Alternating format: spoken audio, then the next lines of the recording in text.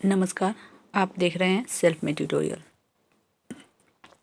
आज के वीडियो में आप देखेंगे MCQ of Mughal period part 8। अभी तक पार्ट 7 तक एमसीक्यू मुगल पीरियड का अपलोड हो चुका है। ये पार्ट 8 है और इसका बस अब एक पार्ट और आएगा, पार्ट 9, और इसी के साथ मुगल पीरियड के जितने भी ऑब्जेक्टिव इम्पॉर्टेंट जो सीरीज है वो समाप्त होगा। नेक्स्ट जो सीरीज़ लेकर मैं आऊँगी वो होगा battle of Plassey and Buxar से रिलेटेड एमसीक्यू, और उसका भी सीरीज़ चलेगा। तो ये सीरीज़ तो कंप्लीट होगा एक पार्ट 8 के साथ ही। तो चलिए, हाँ, वीडियो आगे बढ़ाते हैं उसके पहले मैं एक बात कहना चाहूँगी कि ये जो एमसीक्यू मुगल पीरियड का अपलोड किया जा रहा है, ये उन विद्यार्थियों के लिए जिनका हिस्ट्री का पेपर सबसे ऑब्जेक्टिव के रूप में होने वाला है। विशेषकर एलएनएमयू के पार्ट 2 के स्टूडेंट जो हैं, बीए पार्ट 2 हिस्ट्री सब्सिडरी के स्टूडेंट, उनका एमसीक्यू बेस ऑब्जेक्टिव, या ये कहे कि ऑब्जेक्टिव टाइप एग्ज़ाम होगा। इसलिए उनके लिए विशेष रूप से ये वीडियो बनाया जा रहा है। अगर इस वीडियो को नेट जेआरएफ जो बच्चे तैयारी करते हैं, या ये कहें कि 12th की जो तैयारी करते हैं उनके लिए भी इम्पॉर्टेंट है, या अदर कंपटीशन वाले जो विद्यार्थी हैं जो हिस्ट्री की तैयारी करते हैं, तो मुग़ल काल के टॉपिक के लिए ये लेक्चर जो वीडियो जो है वो इम्पॉर्टेंट है। ज़्यादा बात करूं, आप थोड़े बोर हो, इससे पहले मैं आगे बढ़ूंगी। देखते हैं क्वेश्चन नंबर 1। क्वेश्चन नंबर 1 में ये पार्ट 8 पार्ट 7 तक अपलोड हो चुका है। क्वेश्चन नंबर 1 में किस शासक को जहांगीर ने फरजंद पुत्र की उपाधि से सम्मानित किया? फरजंद की उपाधि से, यानी किस शासक ने, जहांगीर ने फरजंद पुत्र की उपाधि से किसे सम्मानित किया, किस शासक को? तो बीजापुर के शासक आदिल शाह को। फरजंद मतलब होता है पुत्र, यानी पुत्र की उपाधि से किसे सम्मानित किया? तो बीजापुर के शासक आदिल शाह को। क्वेश्चन नंबर 2, मैंने अपना राज अपनी प्यारी बेगम के हाथों में एक प्याला शराब और एक प्याला शोरबे के लिए बेच दिया, यह किसकी युक्ति है? यानी किस मुगल शासक ने ऐसा कहा कि मैंने अपनी प्यारी बेगम को अपना राजकाज, यानी अपना पूरा शासन एक प्याला शराब और एक प्याले शोरबे के लिए बेच दिया? तो ये कहा था जहांगीर ने। किसके लिए? अपनी प्यारी बेगम नूरजहाँ के लिए, क्योंकि नूरजहाँ के हाथों में उसने अपने पूरे राजकाज को समर्पित कर दिया था। क्वेश्चन नंबर 3, जो चित्रकला के शत्रु हैं मैं उनका शत्रु हूँ, किस मुगल शासक ने कहा? तो आप थोड़ा दिमाग लगाइए कि चित्रकला का स्वर्ण युग किस शासक के काल को कहा जाता है? जहांगीर को, क्योंकि जहांगीर को चित्रकला से बहुत प्रेम था और उसने बहुत सारे चित्रकारों को अपने यहाँ आश्रय दे रखा था। तो इसीलिए उनका एक कथन है और उन्होंने कहा था, जो चित्रकला के शत्रु हैं मैं उनका शत्रु हूँ। किसने कहा था? जहांगीर ने। आगे बढ़ते हैं। क्वेश्चन नंबर 4, मराठों एवं अफगानों को मनसबदारी प्रथा में शामिल करने वाला प्रथम मुगल शासक था कौन? जहांगीर। जहांगीर ने मराठों और अफगानों को मनसबदारी प्रथा में शामिल किया। शाहजहां के समय कौन सी घटना घटित नहीं हुई थी? शाहजहां के समय अनेक घटनाएं घटित हुई, लेकिन उनमें से जो महावत खान का विद्रोह था वो शाहजहां के समय में घटित नहीं हुई थी, जहांगीर के समय में घटित हुई थी। शाहजहां का मूल नाम क्या था, यानी कि उनके बचपन का नाम क्या था? तो शाहजहां का मूल नाम खुर्रम था और इनके भाई जो थे उनका नाम खुसरो। क्वेश्चन नंबर 7, शाहजहां ने किसे मल्लिका ए जमानी की उपाधि दी? तो शाहजहां ने अर्जुमंद बानो बेगम यानी मुमताज महल को मल्लिका ए जमानी की उपाधि दी थी।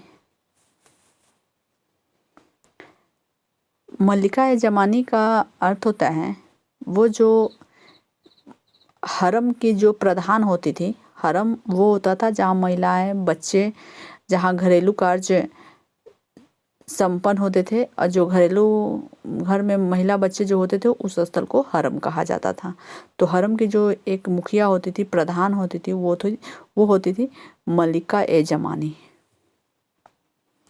क्वेश्चन नंबर 8, शाहजहां ने किसे शाह इकबाल एवं शाह बुलंद की उपाधि दी थी? शाहजहां ने किसे शाह इकबाल और शाह बुलंद की उपाधि दी थी? दारा सिकोह को। क्वेश्चन नंबर 9, शाहजहां के शासनकाल के अंतिम वर्षों में हुए उत्तराधिकारी के युद्ध का क्रम क्या था? यानी शाहजहां के शासनकाल में उनके पुत्रों ने उन्हें जेल में डाल दिया और औरंगजेब ने, विशेषकर औरंगजेब ने शाहजहां को जेल में डाला और उनके 4 पुत्र जो थे, चारों पुत्रों के बीच उत्तराधिकार को लेकर युद्ध हुआ। और युद्ध किस क्रम में हुआ? और युद्ध में तो लास्टली विजय मिली औरंगजेब को ही। औरंगजेब ही मुगल साम्राज्य का शासक बना। लेकिन सबसे पहले हुआ बहादुरपुर का युद्ध, दूसरा हुआ धर्मत का युद्ध, उसके बाद हुआ सामूगढ़ का युद्ध, उसके बाद हुआ खजुआ का युद्ध और लास्ट में हुआ देवराई के युद्ध। देवराई के युद्ध के साथ ही औरंगजेब के लिए उत्तराधिकार का यही कहे कि अपना जो दावेदार था उत्तराधिकारी का, उसका सारा रास्ता साफ हो गया और औरंगजेब विजय प्राप्त कर अपने भाइयों को मरवा के उत्तराधिकारी घोषित किया खुद को। क्वेश्चन नंबर 10, दारा सिकोह एवं औरंगजेब के मध्य हुए उत्तराधिकार के युद्ध में सबसे निर्णायक युद्ध कौन माना जाता है? तो दारा सिकोह और औरंगजेब के मध्य जो उत्तराधिकार के युद्ध हुआ उनमें सबसे निर्णायक युद्ध था सामूगढ़ का युद्ध। क्वेश्चन नंबर 11, औरंगजेब ने अपने पिता को किस किले में नजरबंद कर दिया जहां 8 वर्ष के बाद नजरबंदी की हालत में शाहजहां की मौत हो गई? हाँ, ये बात है कि औरंगजेब ने अपने पिता को नजरबंद कर दिया था और जिसके 8 वर्ष बाद जाकर उनकी मृत्यु होती है। तो किस किले में? आगरे के किले में। क्वेश्चन नंबर 12, औरंगजेब के विरुद्ध हुए उत्तर भारत के विद्रोह का सही क्रम क्या है? यानी औरंगजेब के विरुद्ध उत्तर भारत में बहुत सारे विद्रोह हुए। सबसे पहले हुआ जाट विद्रोह, उसके बाद बुंदेलों का विद्रोह, सतनामी और लास्ट में सिख विद्रोह। आगे बढ़ते हैं। क्वेश्चन नंबर 13, किस जाट नेता ने बादशाह अकबर के मकबरा जो सिकंदरा में है को हानि पहुंचाई तथा अकबर के कब्र को खोदकर उसकी हड्डियों को जला दिया? किस जाट बादशाह ने? तो जाट नेता राजा राम ने, क्योंकि ये मुगलों से खार खाए बैठे हुए थे, इस कारण से उन्होंने ऐसा किया। क्वेश्चन नंबर 14, साकी मुस्तैद खां की रचना मासिर ए आलमगीरी को किसने मुगल राज का गजेटियर की संज्ञा दी है?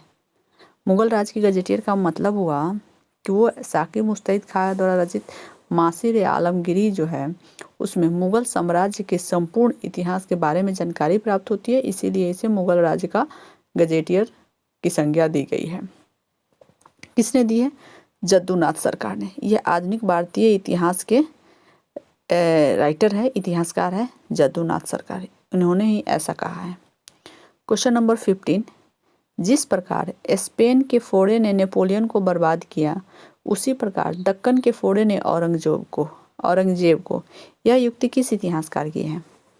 यानी कि स्पेन के साथ जब नेपोलियन उलझा तो उसकी सेना, उसकी आर्थिक स्थिति बुरी तरह दयनीय हो गई। उसी प्रकार दक्कन के फोड़े ने औरंगजेब को, जिस प्रकार औरंगजेब दक्कन के युद्धों में फंसा रह गया, अपने राजकाज पर ध्यान नहीं दिया, अपने साम्राज्य पर ध्यान नहीं दिया, वो उसके लिए इतना हानिकारक सिद्ध हुआ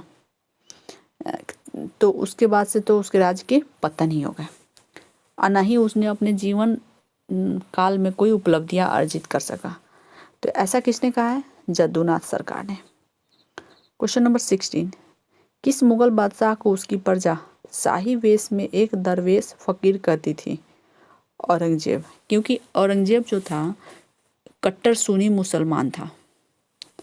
वो संगीत, हिंदुओं को, ये बात अलग है कि उसके राज का जो उसके शासनकाल में उसके दरबार में सबसे ज़्यादा राजपूत थे, लेकिन वो हिंदुओं और हिंदू धर्म के प्रति सहिष्णु नहीं था क्योंकि वो एक कट्टर मुसलमान था।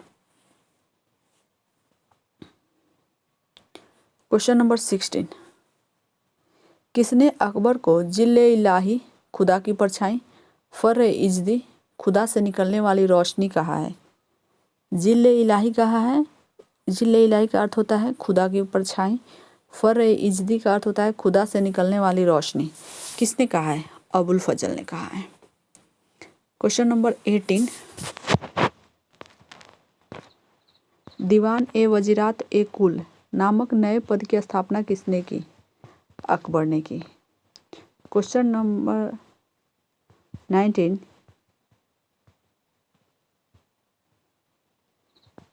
अकबर के समय में, सॉरी यहाँ गलत लिखा गया है कि के समय में मुगलों की प्रांतों की संख्या 15 थी, बढ़कर हो गई। अच्छा, अकबर के समय में, ओके, यहाँ हो जाएगा, आप यहाँ पे देख लीजिएगा। अकबर के समय मुगलों की संख्या 15 थी, जो औरंगजेब से बढ़कर हो गई 21। अंतिम रूप से जजिया कर समाप्त करने वाले मुगल बादशाह कौन था? मोहम्मद शाह रंगीला, जिसने जजिया कर को समाप्त कर दिया। यानी कि अकबर ने भी जजिया कर को समाप्त किया था, फिर से औरंगजेब ने लगाया और फिर से मोहम्मद शाह ने इसको समाप्त किया। क्वेश्चन नंबर 21, हस्तांतरण के लिए आरक्षित भूमि को मुगल काल में क्या कहा जाता था? हस्तांतरण यानी एक जगह से जब एक व्यक्ति से दूसरे व्यक्ति के हाथों में भूमि दी जाती थी तो भूमि इस तरह से हस्तांतरित होता था। तो उस आरक्षित भूमि के हस्तांतरण के लिए आरक्षित भूमि को मुगल काल में उस भूमि को क्या कहा जाता था? पैबाकी या पायबाकी कहा जाता था। ओके, तो ये था MCQ ऑफ मुगल पीरियड। इसका एक पार्ट और आएगा, आप वेट कीजिए, मैं बहुत जल्द अपलोड कर दूंगी। और इसी के साथ मुगल काल समाप्त होता है। तो आप हमें ज़रूर बताइएगा कि आपको ये वीडियो कैसा लगा। वीडियो अच्छा लगा तो वीडियो को लाइक करना ना भूलिएगा, और आपके जितने भी दोस्त हैं उन्हें ज़रूर से ज़रूर शेयर करें। यदि आपको ये वीडियो किसी भी माध्यम से मिलता है, यदि आपने चैनल सब्सक्राइब नहीं किया तो चैनल सब्सक्राइब कर लें। यदि इस तरह से भी आपको ये वीडियो आपके हाथ लगती है तो आप अपने दोस्तों के बीच ज़्यादा से ज़्यादा शेयर करें ताकि उन्हें भी कुछ लाभ प्राप्त हो। ओके, एक से दो बार आप इस वीडियो को सुन लेंगे तो आपको पूरा कंठस्थ हो जाएगा और आसानी से आप एग्ज़ाम अच्छे तरीके से पास करेंगे। ओके, तो आप वेट करते रहिए, मैं पार्ट 9 लेकर जल्द आऊँगी। तब तक एंजॉय कीजिए। धन्यवाद।